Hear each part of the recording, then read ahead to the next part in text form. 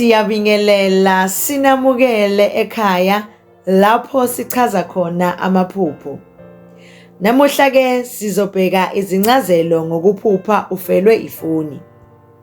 Ifoni efile ephusheni ingabonisa ukuthi uzwa ungaxhumani kahle nabanye abantu. Kungaba abangani, umndeni noma abantu osebenza nabo. Leli phupho lingabonisa ukukhathazeka ngokuphila kwakho kwansuku zonke noma izinto ezingahambi kahle empilweni yakho. Ukuphupha leli phupho kungaba isibonakaliso sokuthi izinto ezinkulu empilweni yakho zizoshintsha. Kufanele ulungele ushintsho noma izinto ezingalindelekile. Ifoni efile ephusheni ingaba isikhumbuzo sokuthi udinga ukuphumula, ukunciphisa ukusebenzisa ifoni noma ukuthatha isikhathi sokuzinakekela.